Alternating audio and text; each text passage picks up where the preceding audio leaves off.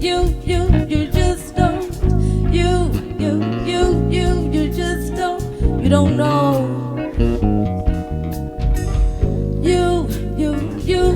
You just don't. You just don't. You just don't. You don't know. You don't know how deeply you could be loved. You don't know how deep these rivers flow. You don't know. You don't know that I'm low. Hi, my name is Ntsiki Mazwai. I am South African. I'm an artist, a musician, a poet. I work with beadwork, and I'm a social activist, and I'm just an all-round disruptor.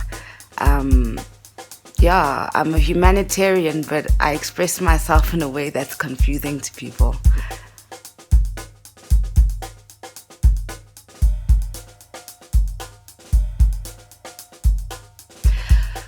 What I have to say about the origins of Black people is that we cannot have our history told to us by white people. A lot of the history books that we are learning from in schools are not written by Africans. So Africans are not telling their own story, and as a result, the African story is being bastardized. And we are being sold a version of ourselves that we are not, which makes us less than what we are. So for me, I'm a very proud African. I'm a descendant of Steve Biko, of Robert Sobukwe, of Thomas Sankara, of all the African revolutionaries, African nationalists who died and fought for me just to be okay and comfortable in my own skin. So, I think that's what my purpose is about, and I was given the gift of words. I'm an amazing writer. So they do say that the pen is mightier than the sword. And somehow my gift of words is spilling over into society. And I'd never even thought about the world. I was just trying to infiltrate my own country. But it's spilling over, and this is who I am, guys. And this is my role, and you're going to hate me sometimes, and you're going to love me sometimes, and I accept. The future is woven in our minds, forming tapestries of positivity. Our today's sorrows mold our tomorrow promises of shattered glass boxes of oppression. Iyabuya, Africa namhlanje. The perfection of foreign accents will have no reason, and fighting for human rights will no longer be called treason. I dream of a place where I'm free to be me, past genders and politically corrected sexuality, past races and chessboard game immoralities, and furthest from the places that have made me question my identity. The liberty to embrace my own gods. Give thanks to my everyday highs.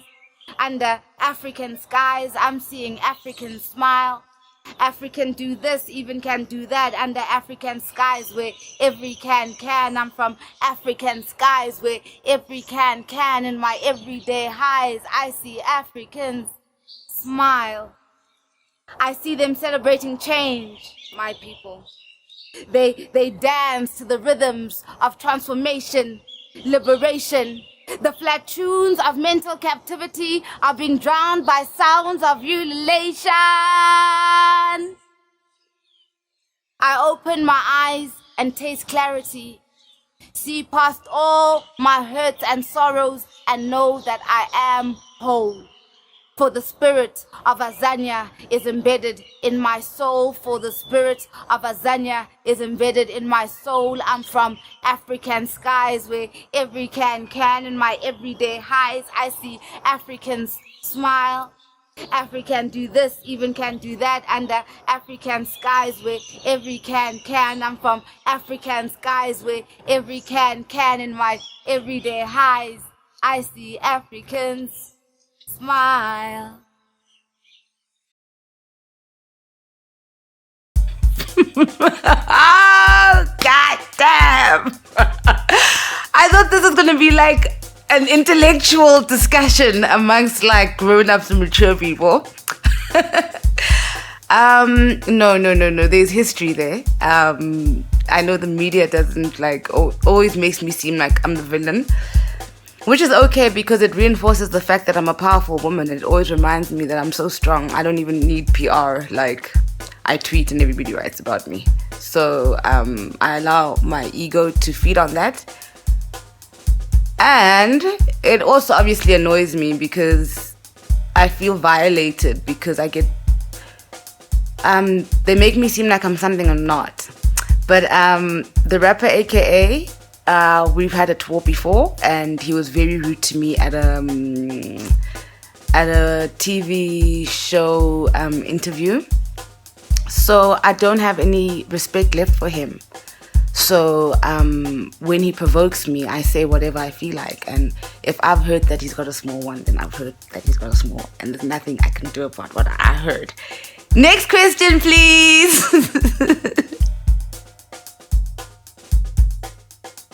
South Africa's got the second highest data costs in the world.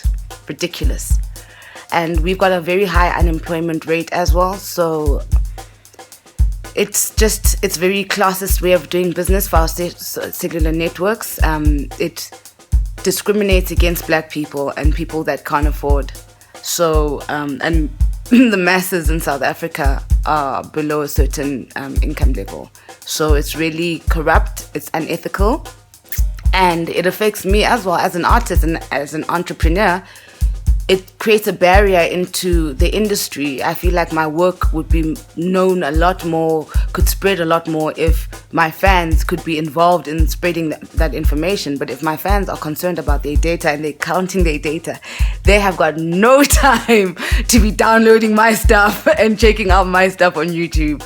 So, I mean, I have my selfish reasons, yes, but I think all of us are affected in different ways. And yeah, I've made this call and it's gonna work actually, because it's numbers, and if it snowballs and it just gets bigger and bigger and bigger, we're just gonna pressurize these cellular networks onto the negotiation table.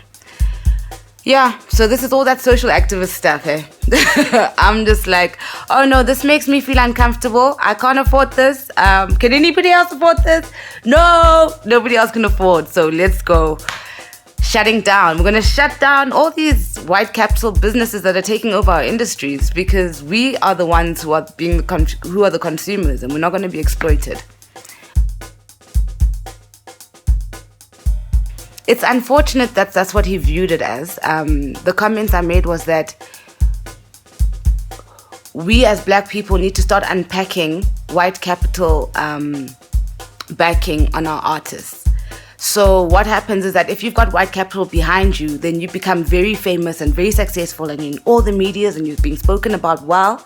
And it's unfair competition for artists who don't have white capital backing. And white capital backing also requires a certain level of submission of your blackness and being well behaved. I don't think I was taking anything away from him. I was hoping that he would actually also call out the fact that white capital is working for him, and I was hoping that he would engage the conversation so that there's not unrealistic expectations set on our youth.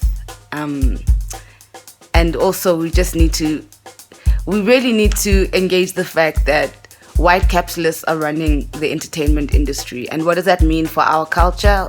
What does it mean for our talent? What does it mean for business? And denying it is not actually going to make it go away. So it's unfortunate that he took it like that. I think that a lot of my Twitter account is against white supremacy and white racism, and I call to action that things that would threaten the authorities. As we know, South Africa comes from apartheid, so a lot of the systems haven't changed. They might have put in a few black faces to make it seem like there was change, but there was no change. So all our media is controlled by white people. We don't have a black media platform. So everything that you read from South Africa about Ntsiki Mazwai is going to have a bit of that spice that is degrading what I'm saying and devaluing what I'm saying. It's the same tactic they used on Lauryn Hill. It's the same tactic that they use on all our black heroes that are saying something that is going to change the system. So I don't really concern myself with gossip and perceptions or whatever. It's not really my business. I'm going to continue to disrupt and I'm not going to apologize for it, and I'm not going to back down. So you can call me troll, you can call me ugly, you can call me fat, you can call me black, you can call me all the names in the world. I'm not going to stop putting the issues on the table, and I know that's what the actual issue is.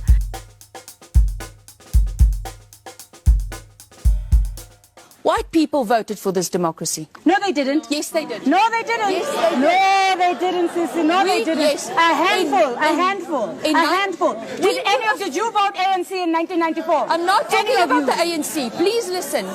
In 1992, white people had a referendum to decide whether they're going to allow the vote. And we gave the vote because we thought that what was It happening wasn't was yours wrong. to give. Do you acknowledge that? It was not your country to take in the first place. But we acknowledge the fact that you are here. We acknowledge that you are here. The thing is that for Africa to be where we want it to be in 10 years' time is going to require a lot of working together and conscientizing of African people. We've been brainwashed into believing less of ourselves, and we need to reverse that process, and we need to now focus on black consciousness and celebrating our own history, our own stories, our own rituals, being okay with the fact that we do black magic, all right, we're good at that, and accepting our spirituality, because the most powerful thing about black people is our spiritual power. We used to be able to make it rain, okay? So there's a lot that has been stripped from us. We don't even know our languages anymore. We don't know our own history. We don't know our wealth, the wealth of our identity. So for me, it's about everybody owning up to, first of all, being black and trying to stop the whole European image thing. We don't actually have to. We can be ourselves. So for me, and also the conversation around Africa uniting and bringing down the barriers, because all these borders were created by the scramble for Africa, and they were created by white people. So they don't exist. So for me, it's about working around the brainwash of realizing that we actually one people and organizing ourselves and going back to our old systems, which actually did work for us. We had amazing civilizations before white people came here. They learned everything that they know from black people. So we need to go back to our history. We need to go back to the African scholars who are committed to the African story. I know in America there's Dr. Henry Clark. Here we've got Motshekga Motshekga.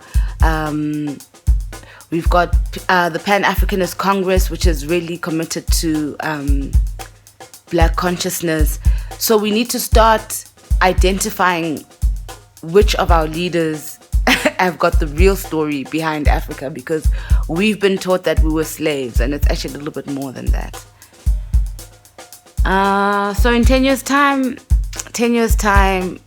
if we can just all wake up and realize that we are one people, especially Americans. Americans seem to have this thing where they think just because they speak English, then they're not African.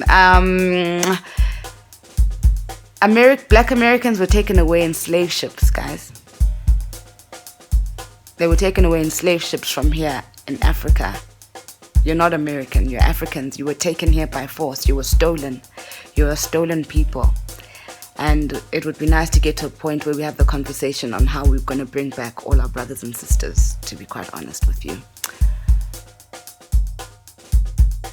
It's the same white capital story I was speaking about. I think that Beyonce is a product of white capital. She is a construct. It's not real.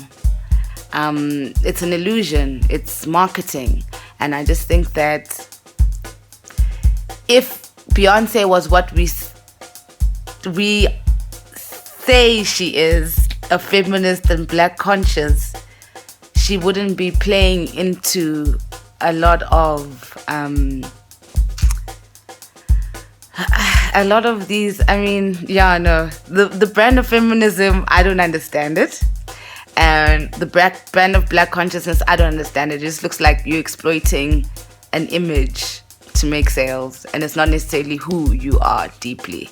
So for me, it's like, yeah, you're just well behaved, because really, if you were black conscious, the whites wouldn't be celebrating you. If you're really black conscious, the whites are not going to be celebrating you, because they celebrate the blacks who assimilate and are like them and are comfortable. So for as long as you've got your weave going on and your yellow bone stuff, and I'm just like, I don't know if that's African. So yeah, you're just working for the system, really, B. And you gotta pay bills. You got a daughter to feed, kids, twins, I don't know. So I get it, but I'm just saying that I don't think that we should make her a revolutionary when she actually is not. Unpredictable. I don't know what day of the week it's gonna be.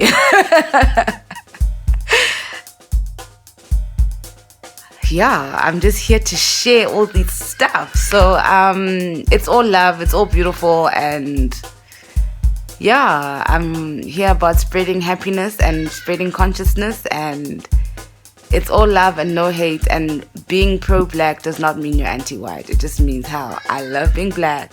I'm okay with being black, and I don't need no weave.